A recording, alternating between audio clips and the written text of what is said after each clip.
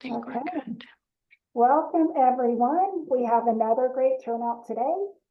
We ask that if you have any questions to enter them in the Q&A.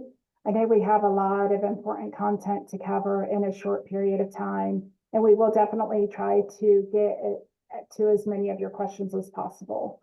And please continue to keep an eye out for additional webinars to help you stay up to date on all of the changes. We have muted everyone and request that there not be any AI recording tools used for this meeting. We definitely appreciate you taking your time out of your busy day to join us for this information-packed presentation. And I would like to take a moment to introduce ourselves to you. We have Brenda Bonilla, our HR manager, and myself, Nancy Stevens, our HR director. And we are so happy to join you today. And with that, I am turning it over to Brenda. Thank you, Nancy. Okay, so I'm gonna go ahead and turn my camera off so we can focus on the presentation. Thank you. And again, thank you all for being here today. And with that, let's go ahead and get started. So today we'll be covering independent contractors versus W-2 employees. A little overview. We'll be talking about the new 1099 rule, brief history of the new ruling, guidance on how to determine correct classification, what happens if you do misclassify a worker, and actions and steps to reduce potential liability to your organization. Okay. So as of March 11th, 2024, laws are now more comprehensive and they actually look at the totality of the circumstances instead of core factors.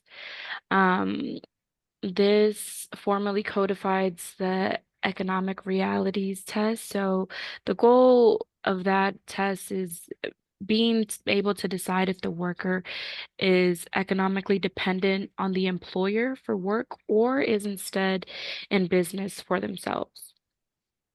Remember that state laws can be more stringent, such as California. So it's critical to remember which state you're in versus your employee. Follow those state-specific laws as well. We want to be careful misclassifying workers because, again, that can be costly to our organization. And just because an employee is classified as a 1099, it does not make them a qualified independent contractor under the new rules. Now, this may significantly impact the construction industry, resulting in more workers being considered employees and may extend temporary workers and subcontractors. The little backstory, why is it that we're now seeing this change? So misclassification of workers has always been at the top of the action list, well, for a while now. The new 1099 rule is actually a reproduction of the Obama administration. Federal rules are a part of the executive branch and based on current administration in office. The DOL is also charged with enforcing FLSA guidelines, but there are 4 pending lawsuits based on this new rule, so we may see some changes in the future.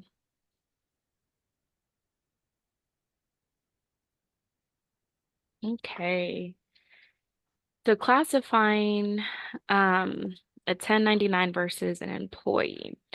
So we have 6 factors here. The first one being the worker's opportunity for profit or loss. So this factor covers a worker's ability to negotiate their price of services or goods.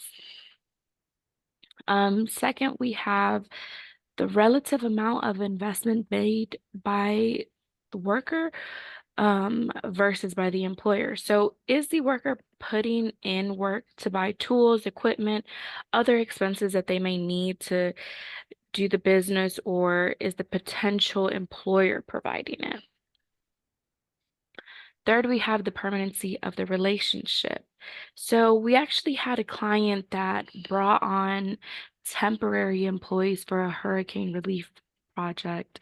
Now, these workers came in knowing how to do specific jobs, such as operating a forklift, but they still needed to be told what to do. So the employer was still directing the work around them. Number four, we have the nature and degree of the potential employer, sorry, control. Um, so who is telling who what to do? Five, the extent to which the work is performed. And six, whether the worker uses specialized skills indicative of business-like initiative. It is important to check the state level for additional tests.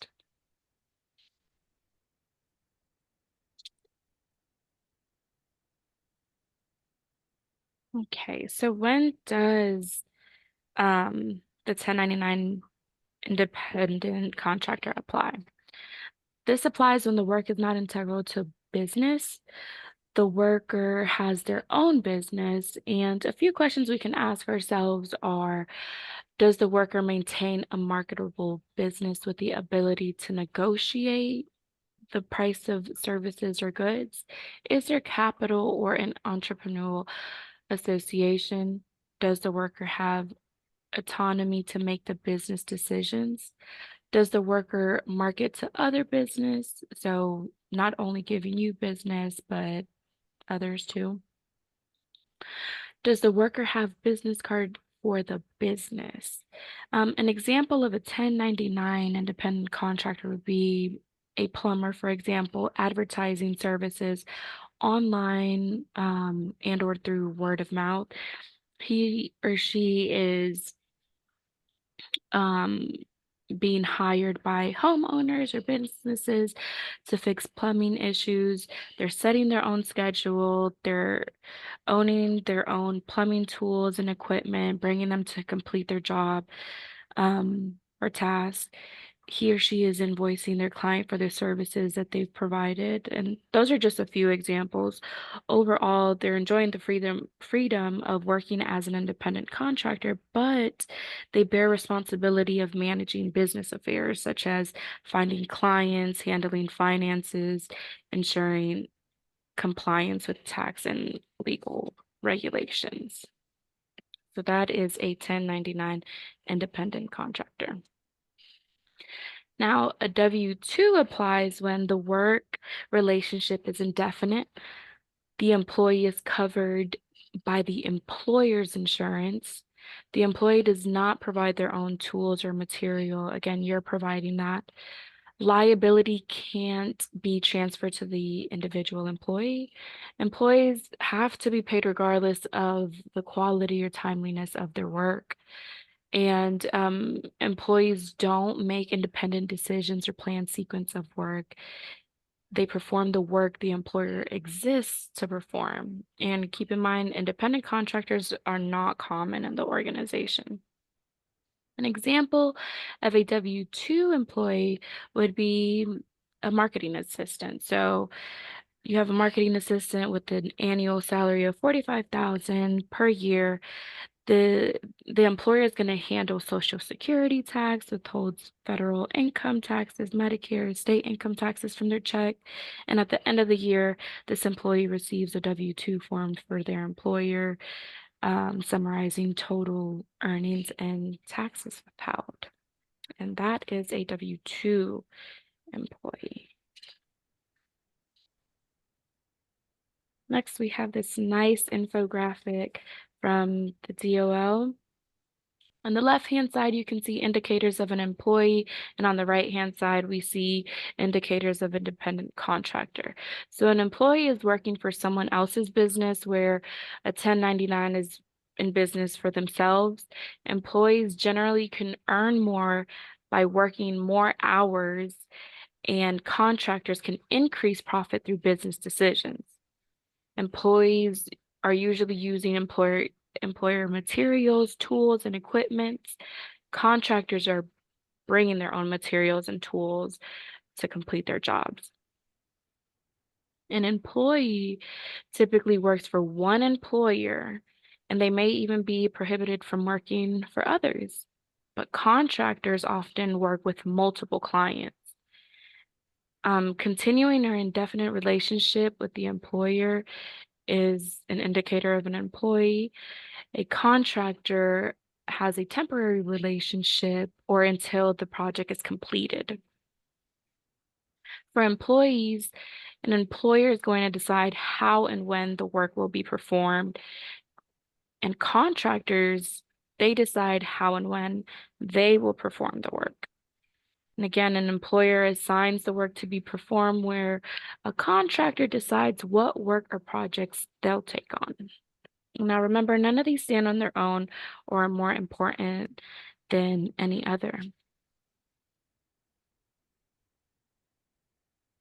So here are a few important points we want to remember. So no single factor is dispositive. So all combined factors as a whole must be considered. So all these indicators are considered, okay? Most importantly, the DOL has more discretion to make a determination. So there's a lot of gray area. It's important that we do our due diligence to evaluate classification here. Also, the DOL has more latitude, so it will likely ramp up investigatory and enforcement activity based on this new ruling. Therefore, we do recommend taking this seriously.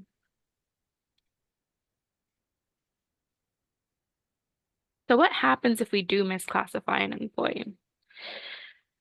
The possible penalties include 2 years of back wages and overtime. If the determined decision was intentional, then that's 3 years. Tax liabilities and unemployment insurance will be owed. Liquidated damages in an amount equaling up to 100% of unpaid wages. Any attorney fees by the employee, you may be responsible for those. Fines up to $10,000 per violation. Criminal prosecution is possible. Individual liability for managers or executives involved in classification decisions. So it's even if you were just involved in the decision, you can be held liable. Um, Possibility of personal criminal prosecution. Now, this isn't common, but the risk is there. So again, we do recommend taking this new ruling very seriously to avoid costly penalties.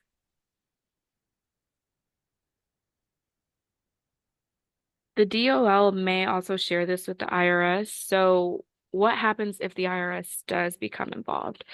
There's the IRS test. So this test determines if a worker is an employee or an independent contractor. They have three focus areas. The first factor is behavioral. So does the employer have the right to control or direct how the worker does their job? Two, you have financial. This examines the extent of the employer's control over financial aspects of the worker's job. And that could be like workers' investment in tools. And third, you have the type of relationship. So the duration of it. Is there a shared contract? And just remember that it is the job of the employer to disprove a determination made.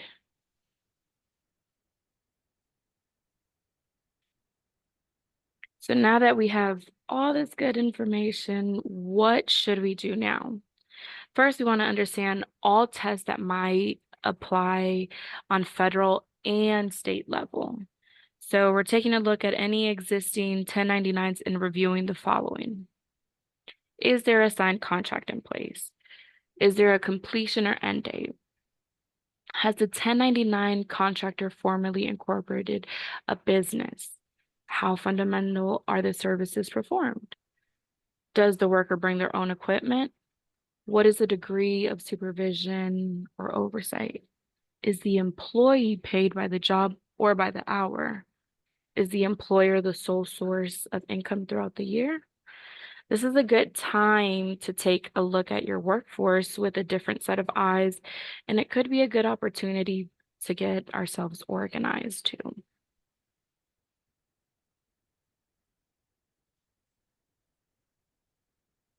So let's say a misclassification is determined. Please, please, please fix the problem quickly.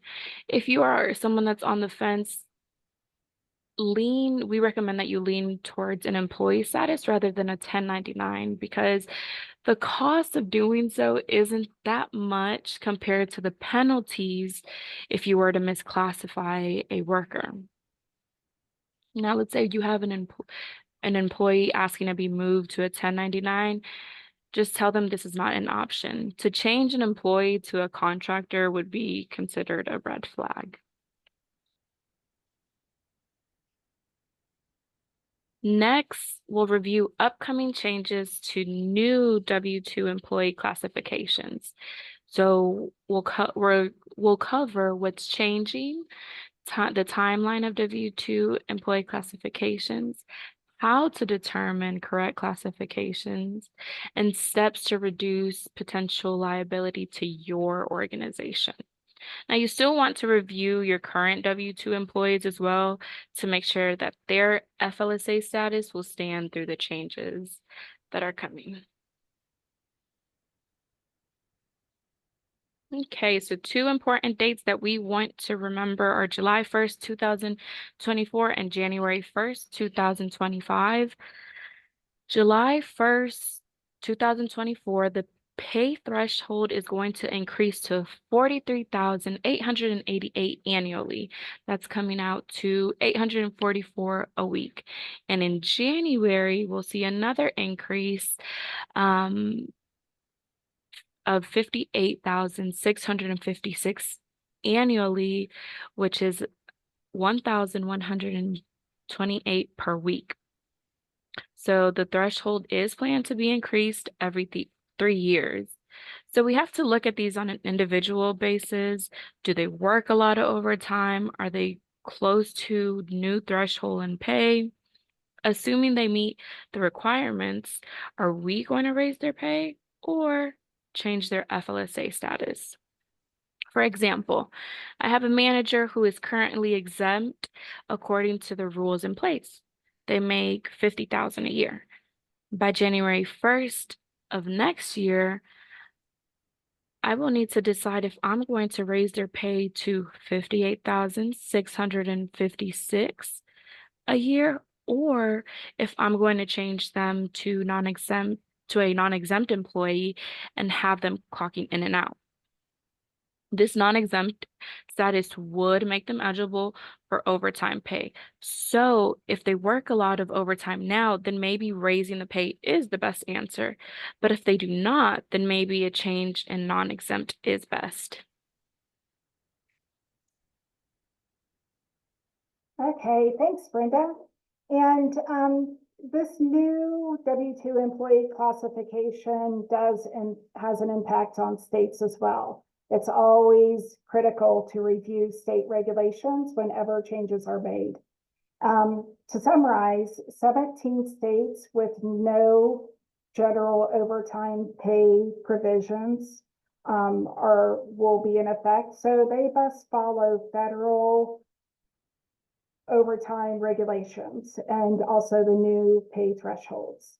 14 states and territories either rely on or directly refer to overtime definitions, and they must also follow the new pay thresholds.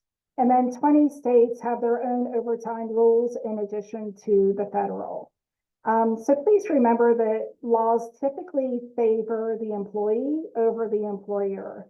And based on this general school of thought, if a state law requirements are less favorable to an employee than the FLSA requirements, they apply only to employees not covered by the FLSA.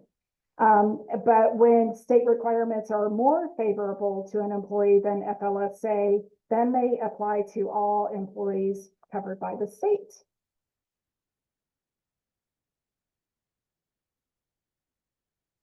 Okay, so we know the updated regulations. Now, how do we make a sound determination of the correct FLSA classification? In addition to the new federal salary thresholds that we reviewed, an employer must also review the actual work performed for each employee. And a job title does not determine whether an employee is classified as exempt or non-exempt. Rather, the actual work performed must be considered in making a determination. It is a common misperception among employers that an FLSA determination can be applied based on title alone. However, a comprehensive review of actual work performed is really needed. And the FLSA requires that most employers in the US be paid at least the federal minimum wage for all hours worked and overtime pay at not less than time and 1/2 the regular rate of pay for all hours worked over 40 hours in a specific work week, unless they meet the pay threshold and pass certain exemption tests, which we will review next. Okay, the first one we have here is the executive exemption. And to qualify for this employee exemption, the employee must first be compensated on a salary basis at not less than the threshold amounts. The primary duties must be managing the enterprise or the departments. They must customarily and regularly direct the work of at least 2 or more full-time employees, or at least 51% of their time. And they must also have authority to hire, supervise, and fire other employees, or make recommendations about employment decisions that have weight carried with it. All right, another exemption we have is the administrative exemption. And this is a very common exemption. To qualify for this, again, the employee must be compensated on a salary basis and not less than the threshold amount. The employee's primary duty must be the performance of office or non-manual work directly related to the management or general business operations of the employer or the employer's customers. And their primary duties include the exercise of discretion and independent judgment with respect to matters of significance. And so with this, they really have a level of autonomy in their regular day-to-day work. And we see this very often. Okay, we also have a professional exemption as an option. And to qualify for the learned professional exemption, the employee must meet the salary threshold as with the others. The primary duties must be the performance of work requiring advanced knowledge, work that is predominantly intellectual in nature, and also in a field of science or learning. In addition, the advanced knowledge must be typically acquired by a prolonged course of specialized intellectual instruction. And as with others, they must also exercise discretion and judgment on a regular basis.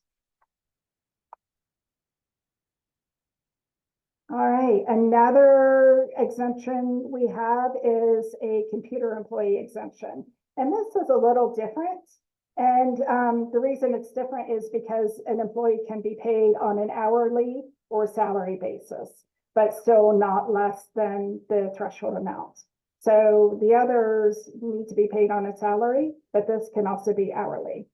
And the employee must be employed as a computer systems analyst, a computer programmer, software engineer, or anything that would be similarly skilled worker in the computer field. In addition, the employee's primary duties must consist of the application of systems analysis techniques and procedures, the design, development, documentation, and creation of computer systems or programs, the design, documentation, and creation of computer programs related to machine operating systems, or a combination of all of these duties requiring the same level of skill. Okay, we have another exemption to be considered. It's the outside sales exemption. And this is, again, a little different. To qualify for this, an employee's primary duty must be making sales as defined in the FLSA, or obtaining orders or contracts for services or for the use of facilities, obtaining orders or contracts for services or the use of facilities which will be paid by a client or a customer. In addition, the employee must regularly be engaged away from the company's place of business. So this would be a little different than an inside sales position. All right, and the last category we want to review with you is the highly compensated exemption. On February 22nd of 2023, the U.S. Supreme Court ruled that daily rate employees who earn more than $200,000 per year are actually not exempt from FLSA overtime requirements. The court's decision states that employees paid on a daily rate can't be exempt, but with very limited exceptions, such as doctors and lawyers. And salary basis tests for highly compensated employees requires that employees meet the exemption test for executive, administrative, or professional that we reviewed previously. And I know this is a lot of information, so it really does take a lot of thought to go through all of this. All right, there are some jobs that don't follow FLSA exemptions. This is manual laborers or other blue collar type positions. The blue collar type work is people who perform work involving repetitive operations with their hands, physical skill, and energy. So examples of this would be production, maintenance, construction, carpenters, electricians, mechanics, plumbers. And we also have first responders. These are police officers, firefighters, and paramedics. Additional examples of this would be deputy sheriffs, state troopers, any EMTs or ambulance or rescue workers, and people who handle hazardous materials. All right, so with all of this important information, what should you do at this point?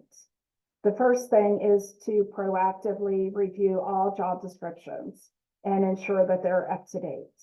And we understand this may take time, and it really may involve interviews with current staff to make sure that all job descriptions are comprehensive, accurate, and up to date based on the actual work performed. Okay. If a position is questionable, it is best to classify them as a non-exempt employee.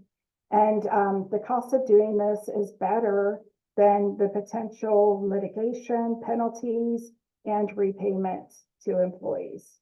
We honestly can never predict what an employee may do. They may be a stellar employee, and you think, oh, they would never proceed with litigation toward the company, but we just can never say for sure. So it's important to be very careful in our decisions. They may come back in the future and claim that they should have been classified as non-exempt and missed out on the opportunity for time and a half pay. And the burden of proof is always on the employer, okay? If you are unsure, it may be best to consult a professional to help you with any decisions.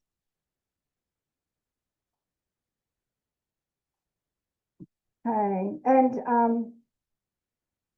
also, if FLSA changes are necessary, document the change with each employee, first verbally, have a conversation with them about it, and then follow it up in writing, and make sure that each employee signs and returns that documentation. Once you have that signed documentation, it's critical that you save it in the employee file when you get that. It's better to do that in real time rather than save everything into the files later, because you never know what the future holds, right? So we want to make sure that we have all of our documentation organized. It may be necessary to incorporate a new timekeeping system to accurately track for non-exempt employees. With this, it's so important to consistently follow sound timekeeping processes. Along with this, one thing we always caution against is to never make changes to an employee's time card without written documentation signed by the employee. We have to be able to prove that any changes were requested by the employee. Okay, and again, like I said a minute ago, it's critical that that documentation is saved in the employee file. Act on this proactively, considering the final threshold increase effective January 1st, 2025 in all of your decisions. Okay. And if you would like to reach out to us for additional information, please email us at myteam@gohrp.com. We'll be happy to talk with you about this or any other changes coming up. And we actually had a situation with a previous client where they required training during lunch, but the team wasn't getting paid for the training. The employer thought this was fine. They needed the training. They didn't think twice about it. However, unfortunately, a claim was brought forward to the DOL by one of the employees, and the company actually owed back wages and any overtime due. Unfortunately, the employer didn't have any supporting evidence to help them with that. And so it's so important that all managers are aware of all FLSA rules before any changes are implemented, so the proper actions can be taken. If you do change an employee's position to non-exempt, this can be positively framed. If they don't like the idea of having to clock in and clock out, you can frame it in a way so they can see it as a positive. Okay? You can let them know that now they're eligible for overtime, and we can guarantee that they'll be paid for the actual work performed. So often we see where people are moved from an exempt to a non-exempt status, and people don't like that. They prefer the thought of being an exempt employee. It seems to be a type of status. But please remember, the way we communicate to the employee has such an impact on how much they accept it. Okay. And it's also so important to communicate the timekeeping process to all managers and all employees and make sure they understand. As a non-exempt employee, they must clock in and clock out at the beginning and end of the actual work performed, so that we can guarantee that they're paid accurately.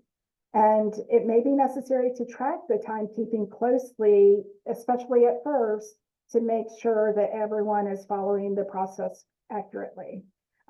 Because as we all know, ignorance of an issue doesn't remove the responsibility. So it's not an excuse, okay?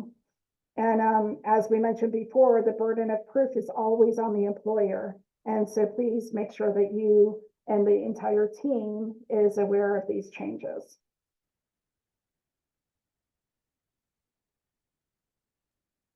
Okay, thank you so much, Nancy. So much information that we need to know. We are at the end of our presentation. But I have one more thing that I would like to share with you all, and that is what we do here at HR Partners. Here you can see my email, Brenda Bonilla and Nancy Stevens. If you want to reach out to us, you can always use the email Nancy shared, my team at gohrp.com. So feel free to get our emails and reach out to us with any questions that you may have.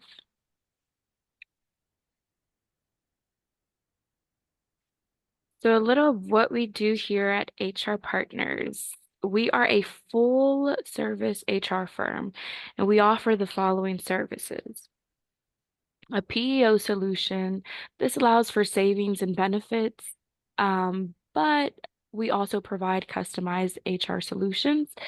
Um, an ASO solution.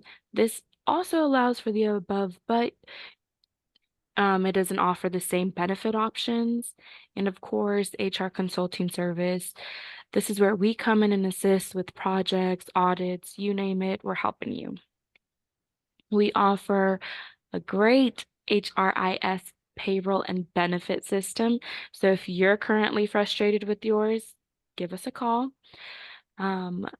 We also have ongoing webinars and trainings, so please be sure to sign up. If you signed up for this one, you should get invites automatically. If not, please use that QR code.